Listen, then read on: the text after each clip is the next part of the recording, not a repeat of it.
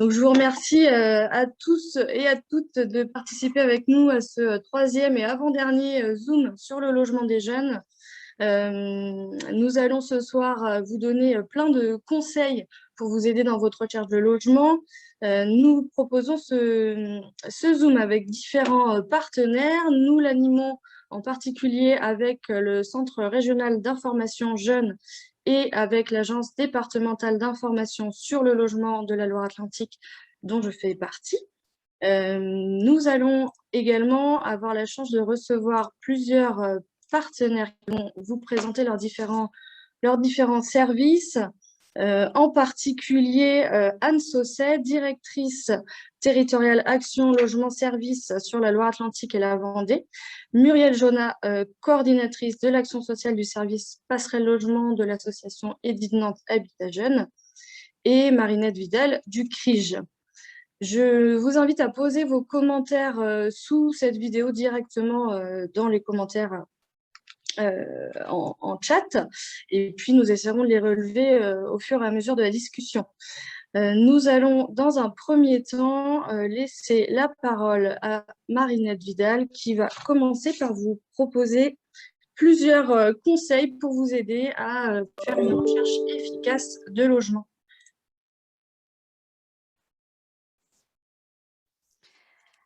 Alors, effectivement, moi, je vais vous donner quelques conseils pour débuter votre recherche de logement. Alors, quand on débute sa recherche de logement, déjà, il faut la commencer assez tôt. Donc, si vous cherchez un logement pour septembre 2021, vous pouvez vous y prendre dès maintenant. Il faut être assez réactif. Donc, vous pouvez, par exemple, vous créer des alertes sur des sites Internet et en parler autour de vous pour vous donner toutes les chances de trouver un logement dès maintenant ou pour la rentrée. Ensuite, il faut calculer son budget. Ça va vous permettre de savoir quel type de logement vous pouvez chercher et à quoi vous pouvez prétendre. Pour ça, vous allez en fait faire une estimation de vos dépenses. Voilà, quel sera votre loyer, qu'est-ce que vous aurez comme charge. Il faut aussi penser à l'assurance habitation, aux impôts, et puis toutes les autres dépenses qu'on peut avoir à côté. Et à côté de ces dépenses, il y a forcément les ressources. Est-ce que vous avez droit aux prestations de la CAF? Est-ce qu'il existe d'autres aides financières auxquelles vous pouvez prétendre? On en parlera juste après. Et quelles sont vos autres ressources? Est-ce que vous avez le droit aux bourses du Crous, par exemple, ou à d'autres aides financières en dehors du logement? N'hésitez pas à vous renseigner sur tous les types de logements qui existent. Souvent, on pense à la location classique d'un appartement auprès d'un particulier avec des petites annonces sur le Bon Coin, par exemple, ou auprès d'une agence immobilière.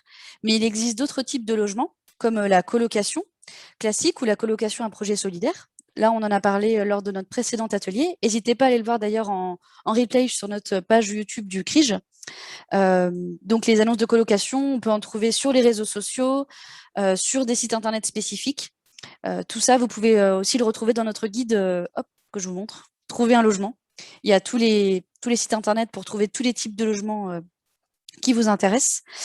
Il existe aussi la cohabitation intergénérationnelle. On dédiera notre prochain épisode à justement habiter avec une personne retraitée.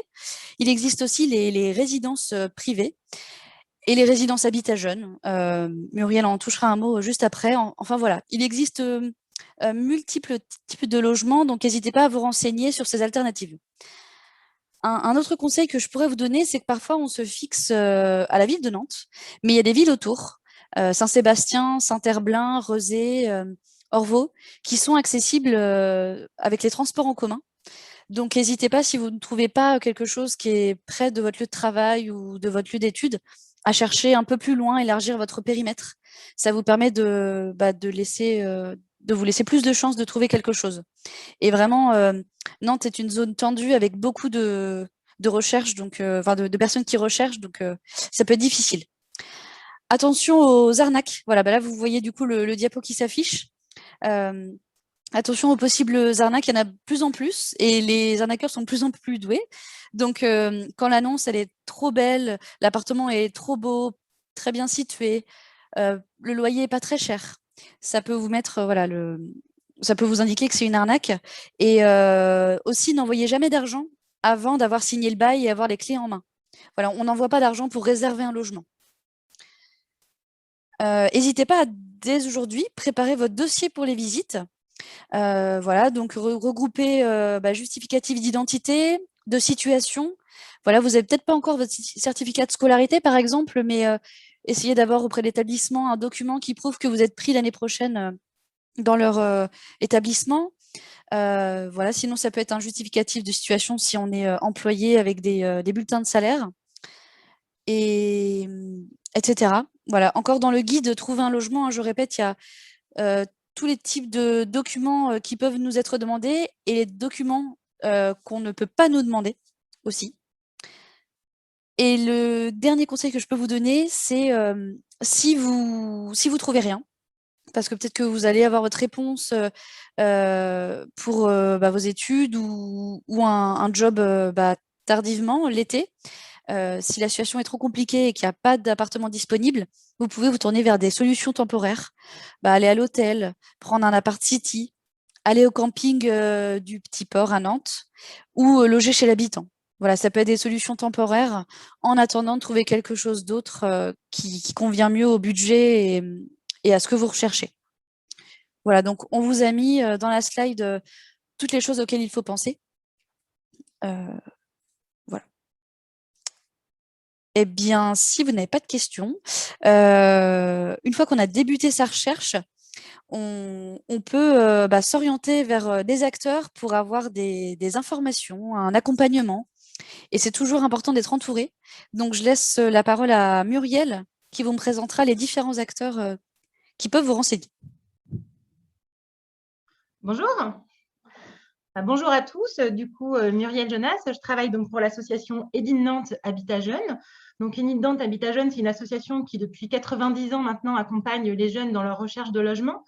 On est riche déjà de 4 résidences Habitat Jeune. Vous avez peut-être vu le Zoom du logement sur cette même page il y a à peu près 2 semaines maintenant, qui a présenté les résidences Habitat Jeune. Donc, Edine Nantes en a 4. Il y en a 2 à Rezé, une à Saint-Herblain et une dans le centre-ville de Nantes. Et puis, ce qui nous occupe aujourd'hui, c'est qu'on a aussi un autre service, un CLAGE, le Comité local pour le logement autonome des jeunes, qui se situe en plein centre-ville. Alors, actuellement, on est 5 terres rue de Gigan, mais on est en plein déménagement. Au début de l'été, on sera 9 rue de Bréa. Donc, on vous attendra pour nos missions qui sont d'accueillir, d'orienter, d'informer, de vous accompagner sur toutes les questions relatives au logement quand on a moins de 30 ans. Alors, comment on vous aide sur mon service? On vous aide par différents biais. Déjà, tous les mardis, exactement sur l'horaire où vous êtes connecté aujourd'hui, à 18 h, on a une information collective. Alors, actuellement, avec les conditions sanitaires, cette information collective, elle est sur visioconférence. Bientôt, la situation a l'air de s'améliorer. On va pouvoir vous accueillir dans nos nouveaux locaux. Alors, donc, cette information collective, elle permet un petit peu de reprendre ce que Marinette a pu vous donner comme information juste avant. Elle permet un petit peu de brosser tout ce qu'il existe sur le territoire, parce qu'on est sur un territoire qui est très riche sur les questions du logement. On a les résidences Habitat Jeune, on a des résidences sociales, on a une multitude d'acteurs qui œuvrent pour le logement des jeunes et du coup, il faut savoir les connaître et puis il faut savoir comment on sollicite parce qu'elles ont toutes leur propre process. Et donc, c'est vrai qu'à Passerelle Logement, cette information collective, elle vous permet d'avoir ces renseignements-là. Et à la suite, on vous propose des rendez-vous en individuel avec des conseillers qui vont prendre le temps d'écouter votre situation, qui vont prendre le temps de comprendre où vous en êtes dans vos recherches de logement et qui, en fonction de votre situation, vont pouvoir vous accompagner, soit à solliciter les propres services de l'association Edine Nantes, mais aussi à solliciter les autres services dont on a parlé plus tôt. Ça peut être du coup de vous aider à faire une demande de logement social, de vous aider à préparer un dossier auprès d'un propriétaire privé. Ça peut être une multitude d'actions puisque du coup rechercher un logement, souvent ça demande du coup de préparer en amont un petit peu sa recherche et surtout à faire des actions auprès des différents partenaires. Et puis aussi, du coup, à la suite de ce rendez-vous individuel, on peut aussi parfois, en fonction de votre situation, vous proposer, on a en plus des logements de nos résidences Habitat Jeunes, on a 140 logements environ, de logements avec accompagnement social, qui sont pour les jeunes de moins de 30 ans, personnes seules, couples, avec enfants. On a du coup du T1 au T3, des logements sur toute la métropole nantaise, donc Nantes, Rezé, Saint-Herblain, Bougnay, j'en oublie.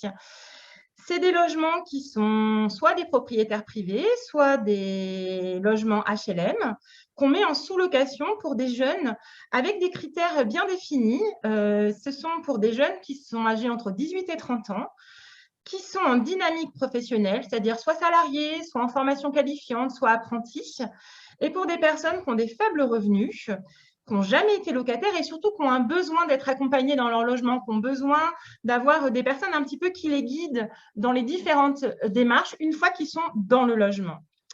Voilà un petit peu pour l'action du CLAGE Passerelle Logement. J'informe aussi, vous allez voir sur la slide derrière, qu'il y a un numéro maintenant qui s'appelle le numéro logique, 02 51 86 74 00. Je m'excuse, je ne le connais pas par cœur, qui permet de vous répondre par téléphone à chaque fois que vous avez une question, soit pour chercher un logement, soit une fois que vous êtes dans un logement. Voilà un petit peu pour Passerelle Logement. Mais il existe d'autres structures qui vous conseillent et vous orientent aussi sur les questions du logement. Je vais en citer quelques-unes. Je vais vous citer par exemple Cap Jeunes, qui est un service d'Adélis qui reçoit les jeunes de 18 à 25 ans, qui a une permanence d'accueil qui est ouverte les lundis au vendredi pour écouter, informer, orienter. Cap Jeunes propose également des solutions d'hébergement et de logement accompagné en fonction de votre situation. Et il propose un accompagnement dans les démarches sociales, démarches administratives, médiation numérique, accompagnement social avec les partenaires et des ateliers de remobilisation. On a également le CRIJ, alors Marinette qui vous a parlé, là, qui travaille justement pour le CRIJ, donc le Centre régional d'information jeunesse, qui est vraiment à son rôle, qui n'accompagne pas, mais qui informe, qui a vraiment toute une documentation très riche dans ses locaux, qui a un guide qu'elle vous a montré tout à l'heure, donc guide Trouver un logement. Donc, ils sont où? Ils sont rue Saint-Léonard, vous voyez, c'est juste à côté du cours des 50 otages, qui peuvent vous renseigner les mardis, mercredis, vendredis, sans rendez-vous à l'accueil. Et vous pouvez aussi aller sur leur site. De toute façon, toutes les informations vont être redonnées sur le site info-jeune.fr. Alors, j'ai perdu… Ah, voilà, c'est le slide. Donc, vous voyez qu'il reprend un petit peu toutes les adresses qu'on vient de se donner. Enfin, il y a aussi une adresse incontournable qui est de se rendre à l'Agence départementale d'information du logement de la Loire-Atlantique, l'ADIL, qu'on trouve tram 3 sur la ligne 3 à Régent Jaurès. Donc, l'ADIL, ils ont plusieurs services. Ils ont un service juridique qui peut renseigner notamment sur les questions liées au bail, à la colocation, au dépôt de garantie, à la révision annuelle du loyer. C'est-à-dire qu'être dans un logement, souvent, il y a pas mal de questions juridiques qui s'offrent à nous, à qui c'est à payer, est-ce que c'est au bailleur, est-ce que c'est au locataire? Et c'est vrai que du coup, le service juridique est riche de pouvoir vous renseigner sur ces questions. Ça peut aussi vous renseigner sur un petit peu sur ce que je vous disais, les charges locatives. On ne sait jamais trop, est-ce que c'est au locataire, au propriétaire de payer? La loi a fixé un petit peu les responsabilités de chacun. Et là encore, l'ADIL pourra vous renseigner. Enfin, l'ADIL, vous le connaissez aussi pour sa mission pour la demande de logement social, qui se fait soit par Internet, demande de logement social 44, mais aussi en direct, où vous pouvez le solliciter pour qu'il vous aide à solliciter un logement HLM. Voilà un petit peu, j'espère que j'ai été assez complète dans ma présentation. Et du coup, là, on a parlé du coup de comment chercher un logement. Et puis surtout, quand on cherche un logement, ce qui est important, c'est un petit peu d'anticiper les aides qui vont pouvoir nous accompagner tant dans la recherche qu'une fois qu'on sera dans le logement. Et dans les aides, il y a Action Logement, qui a différentes aides qui sont très utiles quand on est dans une recherche de logement. Et donc, je vais passer la parole à Anne Saucé pour les questions des aides financières d'Action Logement. Je te remercie, Muriel. Juste avant de laisser la parole à Anne, il y a une question qui est arrivée, à savoir quels sont les documents qu'on ne peut pas demander pour justement intégrer un logement et qu'il ne faut pas transmettre à un propriétaire éventuellement peu scrupuleux. Est-ce que, Marinette, tu aurais des informations à ce sujet? Alors, je peux juste citer quelques documents que le bailleur n'est pas en droit de vous demander. Parmi ceux-là, on a donc une attestation d'absence de crédit. une copie de votre relevé de compte, un extrait de votre casier judiciaire, votre dossier médical, et il n'est pas en droit de vous demander de l'argent pour réserver le logement. Il existe un site officiel du gouvernement pour faire son dossier et l'envoyer au propriétaire. Donc, c'est www.dossierfacile.fr. Donc, cette réponse, elle va vous être donnée dans les commentaires, dans les commentaires du live Facebook. Est-ce que vous avez d'autres choses à rajouter, peut-être Muriel ou Anne à ce propos? Non. Muriel, je crois que tu voulais compléter.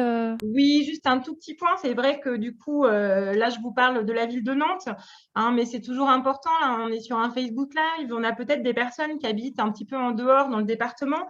Hein, de dire que si il y a le service le logement à Nantes, il en existe aussi en dehors de Nantes. Je pense à Saint-Nazaire, je pense du coup à Machecoul, à Nozay.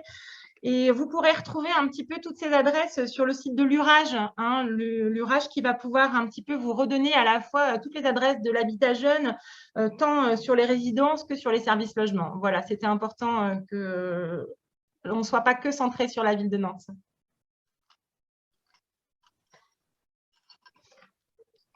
Donc, bonjour à tous. Je vais vous apporter des éléments concernant des aides d'Action Logement qui peuvent donc ainsi faciliter l'accès à votre logement. Donc, déjà évoquer avec vous un point important, c'est la garantie qui est pour accéder à un logement important demandé par les propriétaires. Et à ce titre, Action Logement peut se porter garant via une garantie qui est gratuite qui s'appelle Visal. Cette garantie couvre jusqu'à 36 mois d'impayé de loyer et intervient également dans les dégradations locatives. Et le fait que cette garantie couvre ces impayés et dégradations locatives facilite ainsi l'accès au logement parce qu'il rassure le propriétaire. Donc, le locataire doit, dans un premier temps, effectuer des démarches sur le site internet de Visal pour faire une demande qui certifie que vous êtes bien éligible à la garantie Visal. Donc, tous les jeunes de moins de 30 ans, vous êtes éligibles. Alors, sur les conditions par rapport à si vous êtes étudiant ou non, mais vous pouvez faire votre test d'éligibilité et demander ainsi votre visa dès maintenant. Ce passeport est valable plusieurs mois. Ainsi, vous pouvez le présenter directement lors de vos visites au propriétaire qui lui-même aura des démarches à effectuer sur le site de Visal. Donc, cette garantie et comme je vous l'indiquais, est gratuite et facilite ainsi donc l'accès au logement en rassurant le propriétaire. Donc, sur le site de visal.fr, vous aurez effectivement donc les coordonnées, le lien vers le site internet qui vous permettra de pouvoir tester votre éligibilité.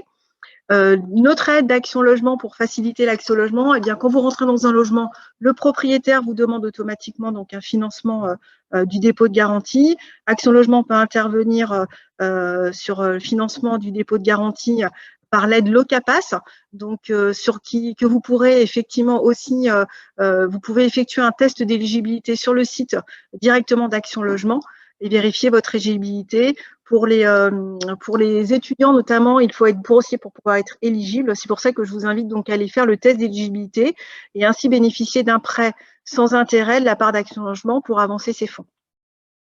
Une autre aide importante d'Action Logement, qui est une subvention à destination en fait des alternants, donc tous les jeunes de moins de 30 ans qui vont signer un contrat de professionnalisation ou d'apprentissage peuvent bénéficier d'une aide d'Action Logement sous forme de subvention qui va jusqu'à 100 € par mois. Et que vous pouvez monter à partir du moment où vous avez effectivement un contrat de travail en alternance. Vous pouvez, toutes les démarches sont à effectuer sur le site internet d'Action Logement, dans l'espace Mobile Jeune, et ainsi vous pourrez bénéficier d'une subvention de 100 € par mois. Toutes ces aides qui sont cumulables, toutes ces aides d'Action Logement sont cumulables et donc permettent de faciliter l'accès au logement. Je vous invite donc à aller sur le site d'actionlogement.fr, donc vous aurez le lien tout à l'heure pour pouvoir avoir plus d'informations sur ces dispositifs. Sachez qu'en ce qui concerne la Loire-Atlantique, nous avons donc 2 agences Action Logement, dont une sur Nantes, rue de Récif, et une autre à Saint-Nazaire. Voilà, je vais laisser apporter les éléments complémentaires sur les autres aides possibles pour faciliter l'accès au logement.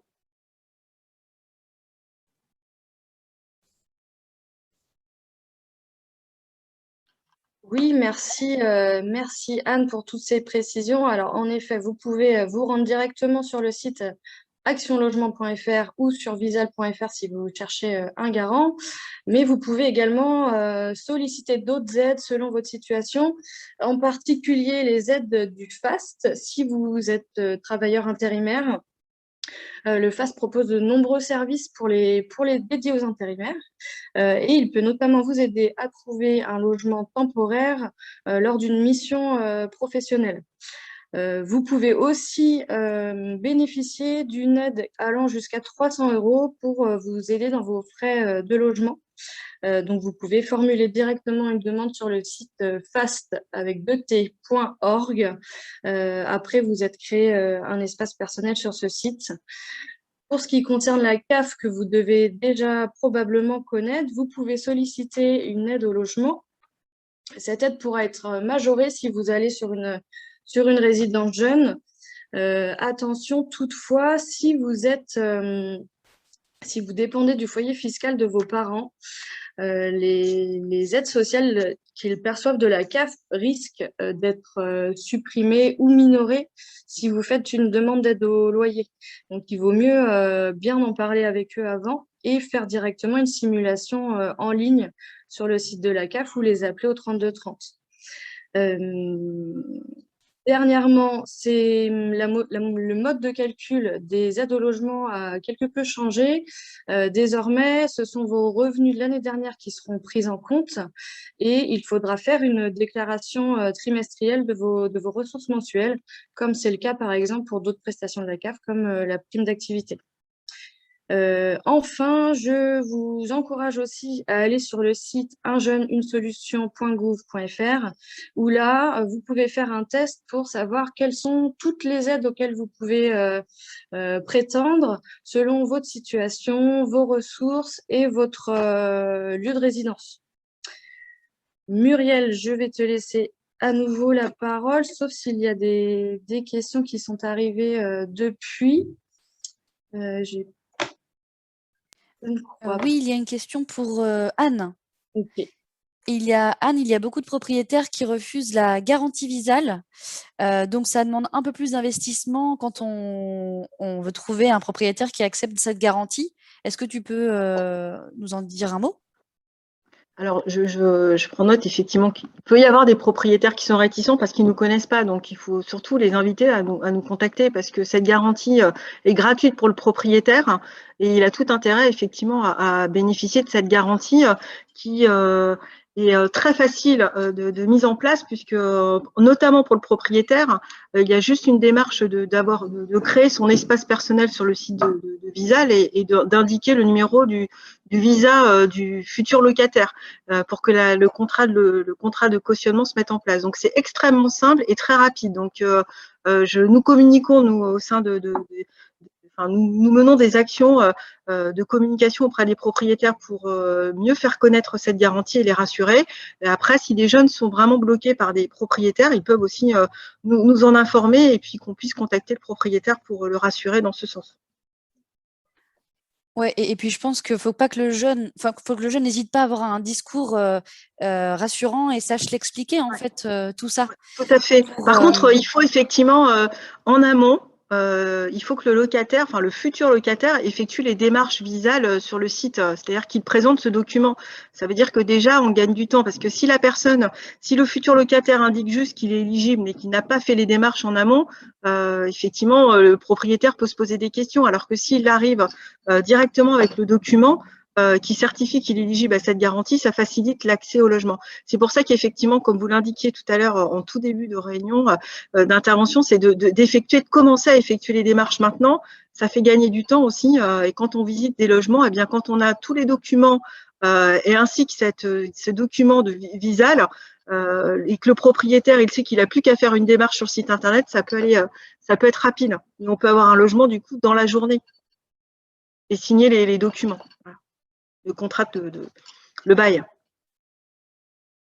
Ok, merci Anne pour la réponse. Et il me semble, Élodie, que tu avais laissé la parole à Muriel qui voulait nous parler de passerelle numérique et passerelle énergie. Oui, ben en plus, ça va faire la continuité avec ce que présentait Anne, puisque du coup, c'est ce qu'on a vu, par exemple, les aides d'action logement et notamment ce fameux passeport Visale. Hein, ça se fait du coup sur Internet en version numérique. Et on n'est soit pas tous à l'aise avec l'outil informatique, soit on n'a pas tous chez soi accès tout bêtement à un ordinateur, à Internet, à des imprimantes, à des scanners. Hein, et du coup, c'est pour ça que au sein de mon service, on a créé Passerelle numérique, hein, qui vous accueille. Alors, normalement, sans rendez-vous, avec les conditions sanitaires, pour l'instant, c'est sur rendez-vous. Hein, donc, d'appeler au 02 40 69 61 72, qui vous accueille du coup tous les mercredis après-midi de 13h30 à 19h. On a à la fois le matériel, des ordinateurs, des scanners, des imprimantes, et puis on a surtout du personnel compétent qui est là, à la fois compétent sur le domaine de l'informatique, mais aussi compétent sur tous les sites de nos partenaires, que ce soit Action Logement, que ce soit la CAF, que ce soit pour faire une demande auprès de Résidétap, par exemple. Hein, c'est vrai que du coup, vous avez à la fois les moyens matériels pour faire vos demandes et à la fois du soutien du personnel qui est dédié, hein, pour vous accompagner dans toutes les démarches numériques qui sont aujourd'hui essentielles dans la recherche de logement. Et du coup, c'est vrai que, puisque du coup, même pour faire une demande de logement social, il faut par exemple avoir ses déclarations d'impôts. Hein, et pour faire ces déclarations d'impôts, là encore, on va être de plus en plus confronté à faire ça non plus sur du papier, mais sur des ordinateurs. Donc, voilà un petit peu pour Passerelle numérique.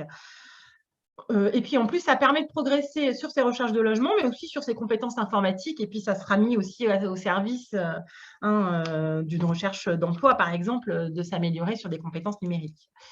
Et puis, du coup, on s'est donné pas mal de conseils sur quand on recherche un logement, mais après, des fois, quand on est dans son logement, on est confronté à d'autres problématiques, à d'autres questions, et notamment la question des énergies, qui est un petit peu cruciale aujourd'hui. Hein. C'est quand même un débat qui est vraiment important à mener sur les économies d'énergie.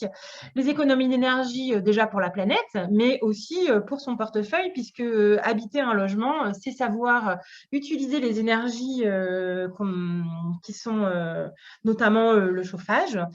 Et c'est vrai que du coup, on a créé du coup Passerelle Énergie. Alors cette fois-ci, c'est le vendredi de 13h30 à 18h en accès libre et gratuit qu'on vous accueille pour toutes les démarches liées aux énergies. Donc, c'est comprendre sa facture, parce que ce n'est pas toujours simple de comprendre une facture d'un fournisseur d'électricité.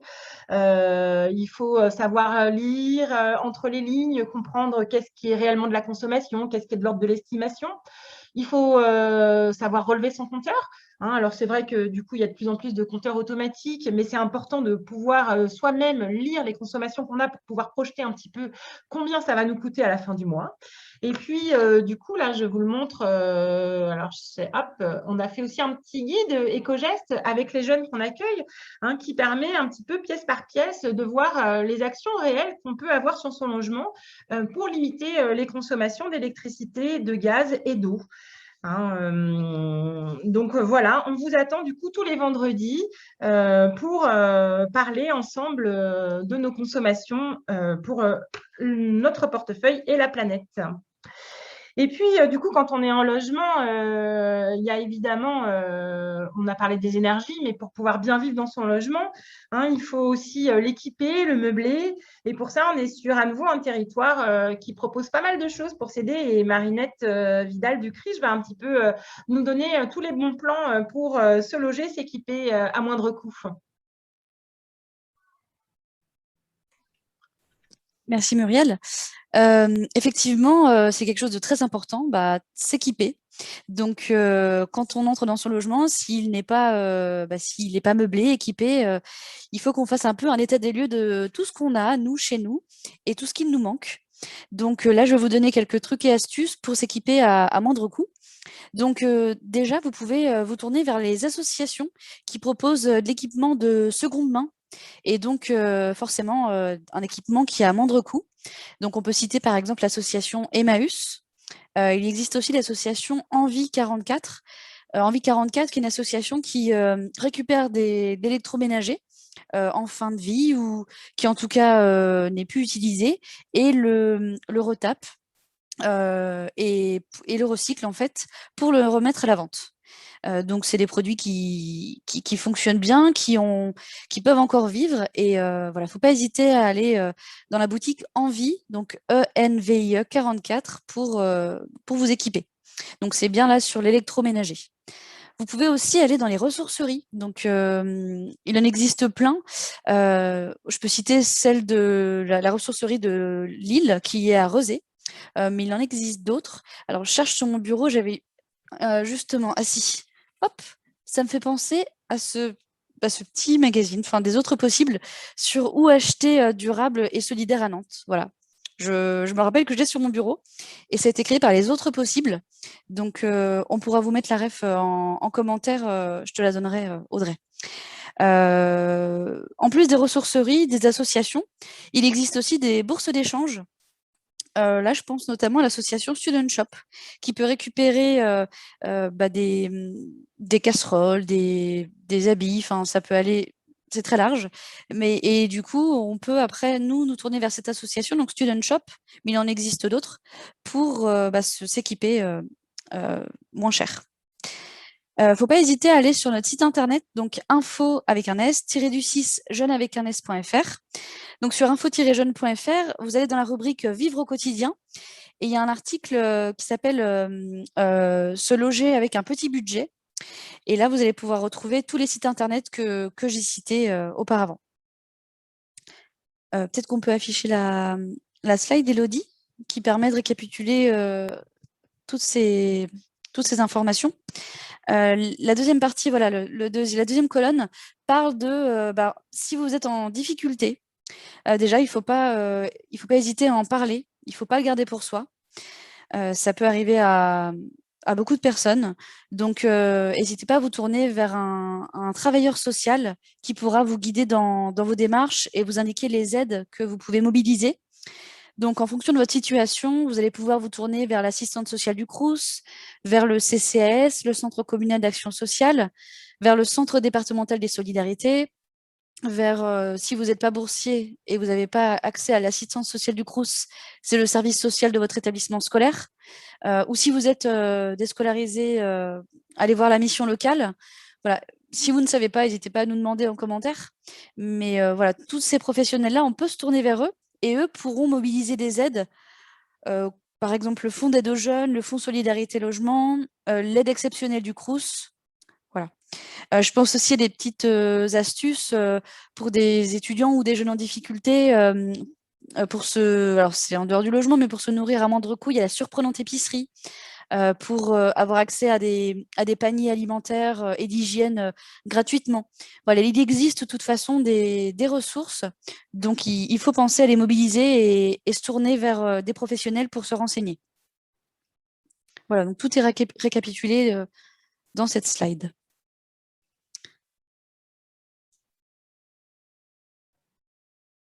Merci Marinette. Je précise pour le Fonds de solidarité logement, effectivement, vous devez vous tourner vers un ou une assistante sociale pour pouvoir solliciter certaines aides, en particulier si vous souhaitez solliciter une aide pour le financement du dépôt de garantie pour le financement du premier mois de loyer. Et également, une partie de l'assurance locative peut également être prise en charge. Et il existe aussi d'autres aides du FSL que là, vous pouvez demander directement en vous adressant au FSL, notamment pour vous aider à régler des factures d'énergie. S'il n'y a pas d'autres questions pour le moment, nous allons pouvoir clore ce Facebook Live. Je vous remercie vivement d'avoir participé et d'avoir suivi tous ces échanges. N'hésitez pas surtout, si vous avez besoin d'un conseil un peu personnalisé par rapport à votre situation, à vous tourner directement vers nos différentes structures. Vous pouvez venir nous rencontrer en présentiel, nous téléphoner, nous envoyer un mail. Et puis, selon votre situation, on pourra vous apporter des conseils personnalisés et vous orienter vers les bonnes structures. Je vous invite, si le sujet vous intéresse, à vous connecter dans un mois pour notre dernière session de Zoom sur le logement jeune avant l'été, où cette fois-ci, nous aborderons la thématique de la cohabitation intergénérationnelle avec 2 associations, N'entre nous et Le Temps pour Toi. Je vous remercie toutes et tous pour votre participation et je vois que Marinette nous précise acheter durable et solidaire à Nantes. Voilà, c'est le magazine Les Autres Possibles. En général, il se trouve assez facilement dans tous les bureaux de tabac, dans certaines librairies, dans certains bars également. Voilà, n'hésitez pas à revenir vers nous si vous voulez les adresses. Bonne fin de journée et de soirée à tous.